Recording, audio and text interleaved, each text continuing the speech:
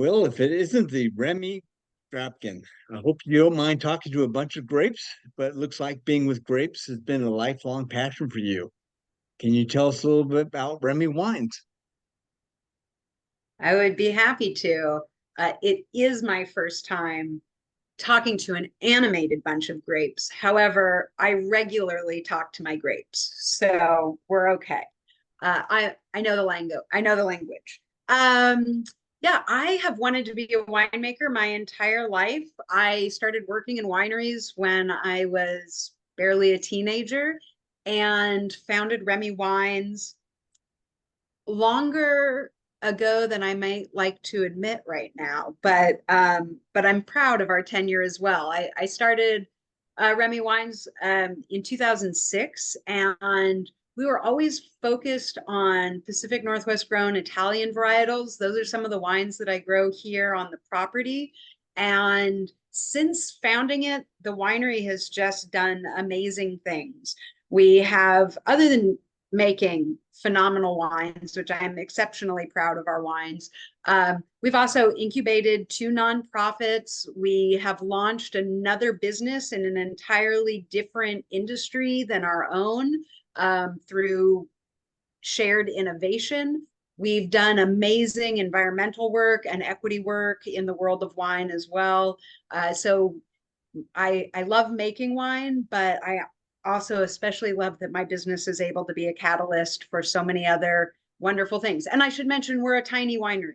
I make 2,500 cases of wine, and we're really all direct to consumer. So people can buy our wines at our tasting room or online or through our wine club. But we have very limited outside distribution of our wine. So that's an important thing to know too, is that we've done all of this while staying a small business. And our new tagline is actually small winery, big impact. Great, great, wonderful. I see on your website that on June 30th, you'll be hosting the third annual Queer Wine Fest. What is this event and how does it support the community? Yeah, thank you for asking. So when I talk about incubating nonprofits, in uh, 5 years ago, almost 5 years ago, uh, we started throwing pride celebrations at Remy Wines. That was really important because in this area, which is, we're in rural Oregon, um, there had never been a pride celebration. I've lived here most of my life. So I can tell you, there had never been a pride celebration, period. So we started hosting pride celebrations. That was so successful, and we were raising money for other nonprofits. We ended up launching our own nonprofit called Wine Country Pride. So once that was launched and it kind of left Remy Wines and went out to do events in Newburgh and McMinnville and Carlton and Yamhill and just tons and tons of other events that were creating visibility, scholarships, community grants, flag distribution, all sorts of great things. We wanted to do something at Remy Wines to still celebrate our community. And so I decided to lean back in on the wine side a little bit, and we decided to host Queer Wine Fest.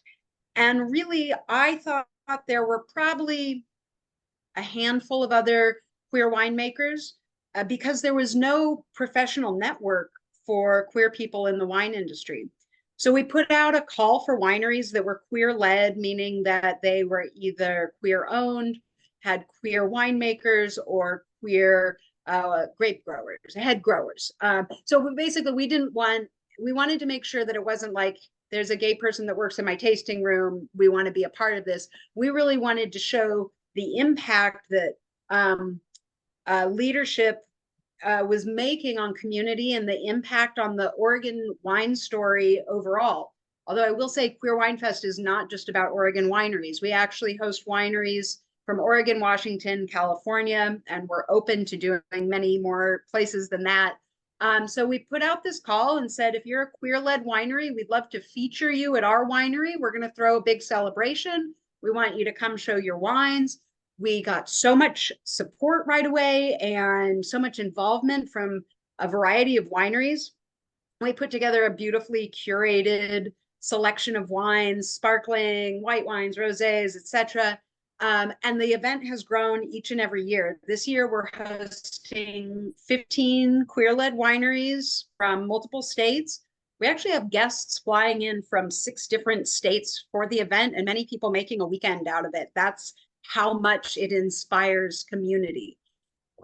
We're also hosting a art show, a queer art show that's curated by artist and designer Zab Shavrik, and that'll be happening outside amongst all of the wineries. And we are just it's an amazing event. There's so many more elements of it I could tell you about, but it's an incredible event, and it has its own website too. So please check out remywines.com, but also please check out queerwinefest.com.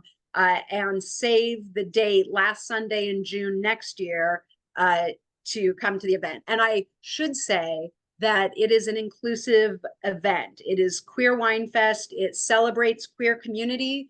You don't have to identify as queer to come and enjoy. In fact, it is a community celebration. And part of the point of hosting community celebrations is pointing out that we're all in community together. That's great. Sounds like an awesome event. Awesome. Really impressive. You do so much. You have a lot going on. It's true. I tend to just hang around. What motivates you? What gives you? Where do you get your drive from?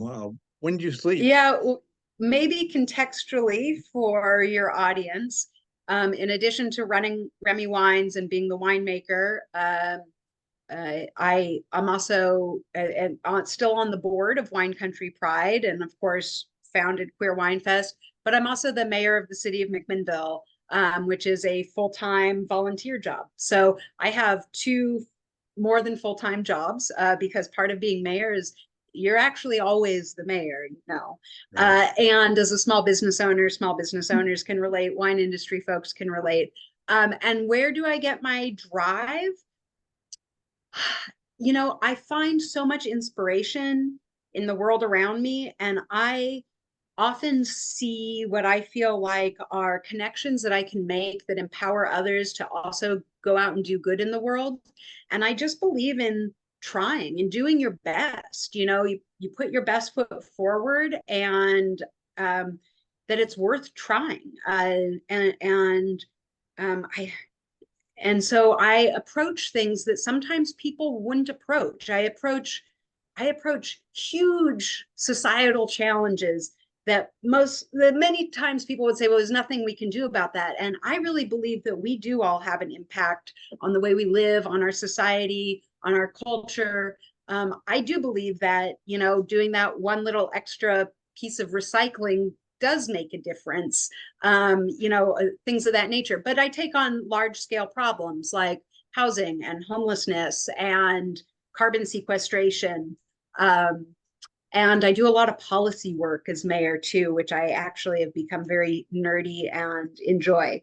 And then I think the other important part of that though is that drive. It only works for me when I take care of myself first. And I feel like we're at a time in our society where we're trying to actively talk about taking care of ourselves, so that we remind each other that not only is it good to do, but it's absolutely a necessity, and that you shouldn't shame yourself for doing the things you need to do to take care of yourself. So um, that is important.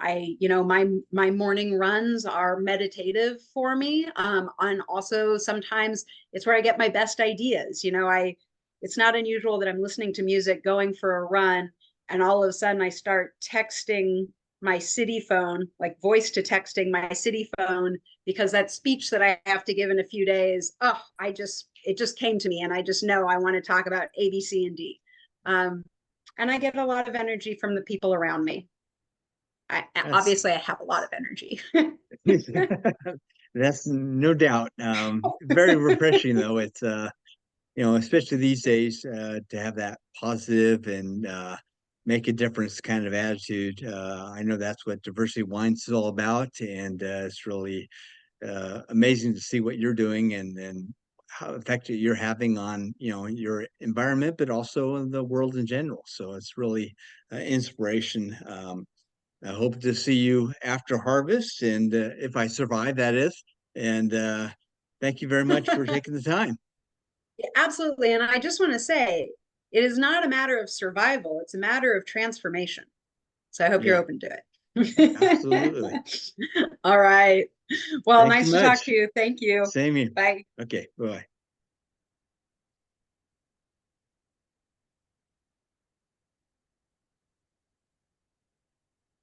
All right there. All right. Easy Well, breezy. Thank that was you. wonderful. Excellent. I appreciate it. Yeah.